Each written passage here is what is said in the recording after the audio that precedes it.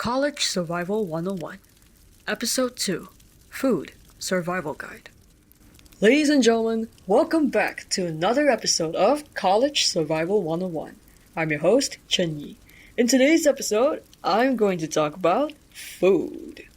For the first part of college survival, I talked about time management, and this time, it's going to be about our basic needs, also known as physiological needs. Heads up to the business students and psychology students out there, I'm referring to Abraham Maslow's hierarchy of needs.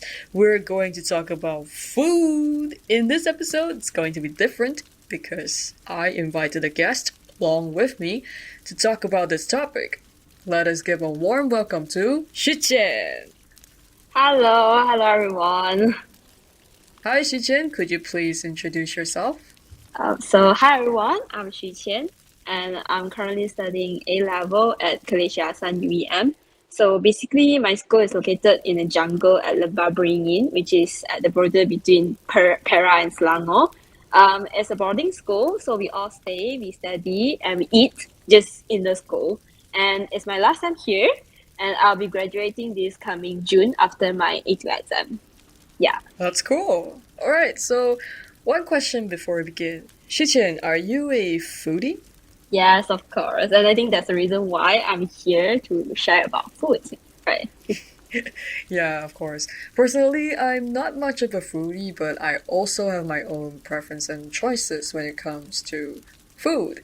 I mean, the truth is, we don't really have much of a choice, do we, as college students? I mean, like, for me, myself, personally, I often find myself eating at the canteen, the cafeteria beside my residence. Sometimes I do eat at school, and also sometimes I also eat out or treat myself something good.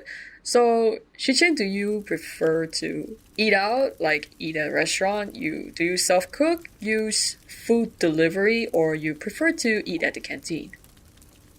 In my college, it's catered, which means that you have to pay the fees for accommodation as well as food when you register. So, when I came in as a junior in Sem 1, the food in my school dining hall is looking nice to me. So each of us will have one piece of chicken every time. It's just the same. One piece of chicken, a small portion of vegetables, a fruit like watermelon. Normally it's watermelon and some cordial drinks. So to be honest, it's not that bad. And every Wednesday night, we will have a Western night, which we will be having Western meals like spaghetti and chicken chop. And in my school, there's only one cafeteria which serve foods like fried rice, nasi lemak, or then, and yeah, that's all. That's the food that's available in my school. Yeah, but as time goes, you get bored with the same food, right? So as a foodie, I will normally explore more to satisfy my appetite. So I start cooking for myself. That's the first time I cook. I bought an electric cooker and I made some simple dishes like potato salad, omelette, pasta, aglio olio, and tomato soup. Yeah, it's with the help of my mother's recipe. Yeah. So I just want to say like cooking is not that hard now to me, and I really enjoy it.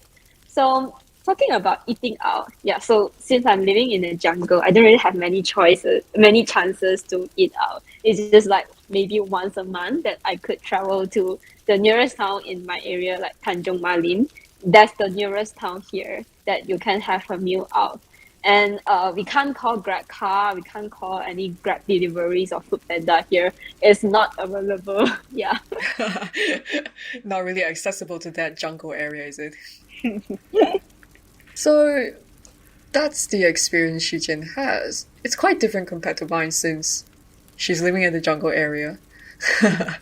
Because in my area, like I'm studying at Sunway University, it's a city area, so every time I want to eat out, it's always very convenient for me. I mean, it's just a Cool. 5 minute walk. Yeah, it's just a 5 minute walk through the canopy walk to Sunway Pyramid from my school. So yeah, I can choose to eat out every weekend. I'm not that typical rich kid who always eats out at restaurants or whatever.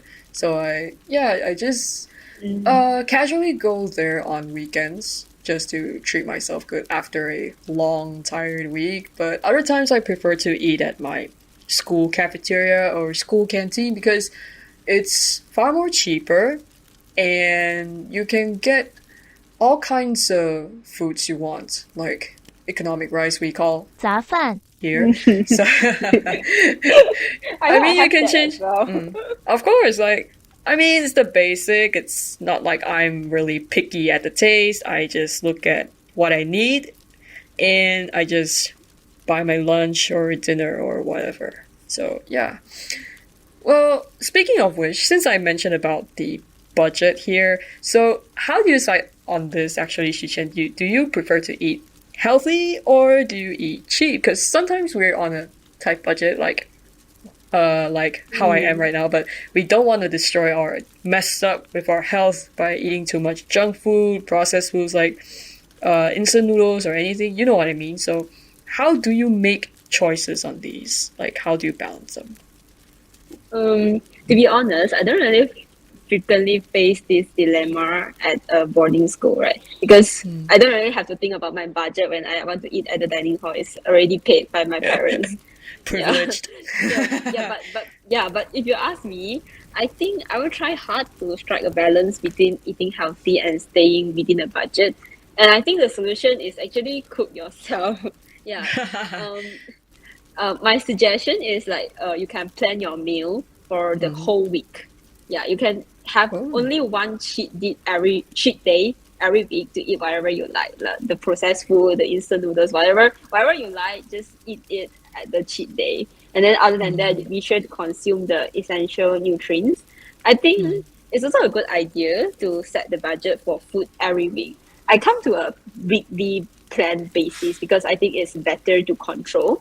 And one tip here, I think you can buy groceries when the supermarket have promotions and sales, and it will normally be after 9 p.m. Yeah, and okay. I would think that it's very easy to start cooking here. If you want to strike a balance between eating healthy and you want to have if you want to stay within the budget, yeah, and there's a lot of videos online teaching beginners how to cook. And I have a small tips here. You have to look at the comment first before you choose to cook it, because sometimes the recipe is just a mess. You don't know what you can get it out after you cook it. Yeah. That kind of dark recipes. Yeah, there are a lot of dark recipes. So you have to look at the comment first, see whether people have tried before. And yeah, there's really a lot of videos. You can just try to cook that. And to me, eating healthy is far more important than eat cheap. If after I graduate from here, I would definitely choose eat health compared to eat cheap. Yeah, because I'm already used to it. I like to eat a lot of the nutritive foods like the whole grain bread, the brown rice, the kinds of vegetables and fruits. So I don't really think I can eat instant noodle for the whole week or for the whole month. I would try my best to earn money just to get healthy food. Yeah. Oh, interesting. Well, as for my case, I think, just a personal opinion, I think most people have like a fixed impression on typical college student lifestyle of having instant noodles. If they want to, like, control their budget, this is what they think most of the time, right? But actually, it's also important to take care of ourselves as well. Yeah. So that's what Qian has shared to us by looking up the YouTube videos and stuff. And she also prefers to eat healthy, which is also a point for today's podcast.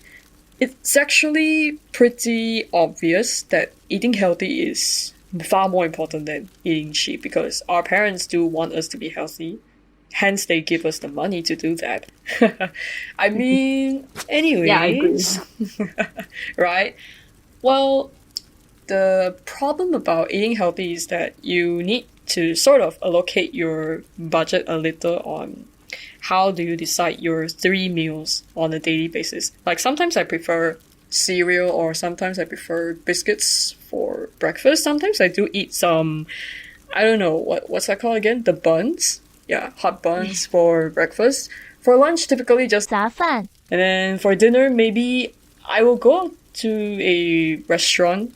I mean, I eat out sometimes. for dinner when it's not like really hard to walk on the canopy walk to Sunway Pyramid, yeah, I would choose to eat out. So, final question to Xu Qian: how do you decide on your breakfast, lunch, and dinner? I mean, that's the case for me. And how's your case? To be honest, I'm on diet now, so sometimes I just have Oh, two meals a day.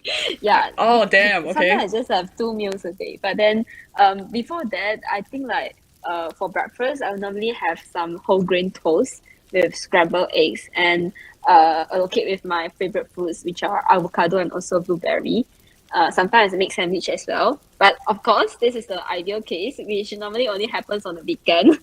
On school days, Oh, okay. yeah, yeah, on the weekend, and normally this will be my brunch because I don't really wake up on 8 a.m. just to eat the breakfast. I'll just make it as Oh, a okay. brunch. Yeah, yeah. So on school days for breakfast, I normally eat some oatmeals, bread, or some biscuits. Yeah.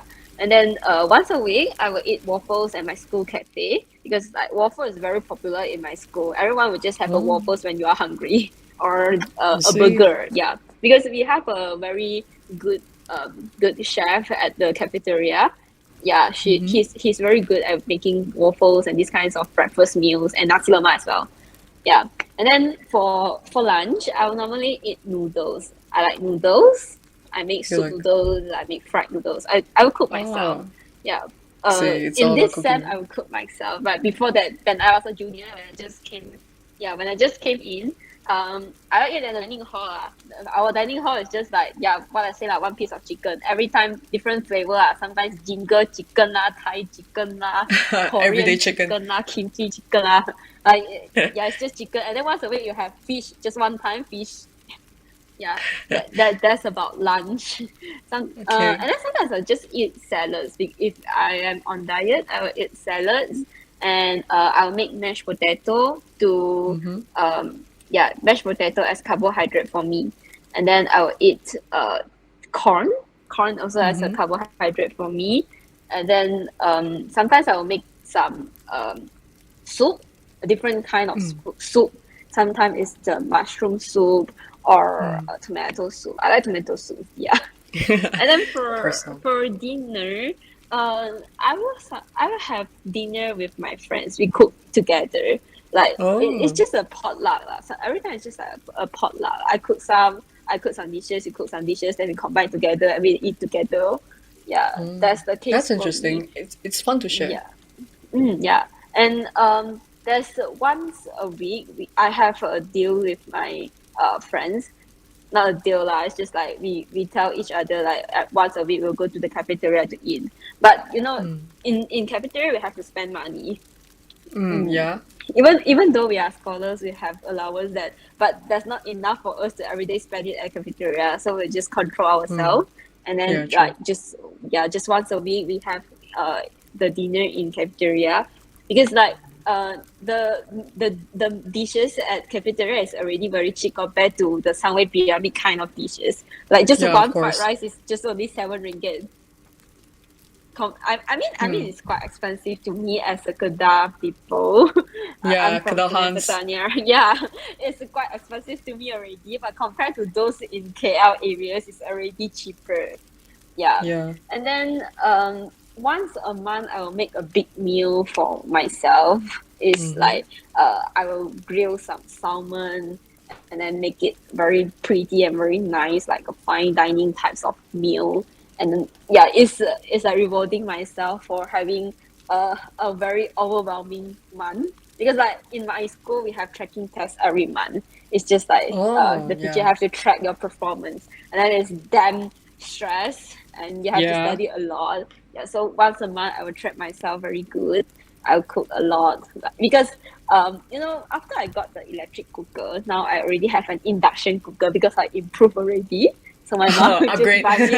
Yeah, I updated already. I got an induction cooker, and then I also have an oven there. And Wow. sometimes, Okay. yeah, when, during the weekend, I will sometimes make some desserts, like make cakes.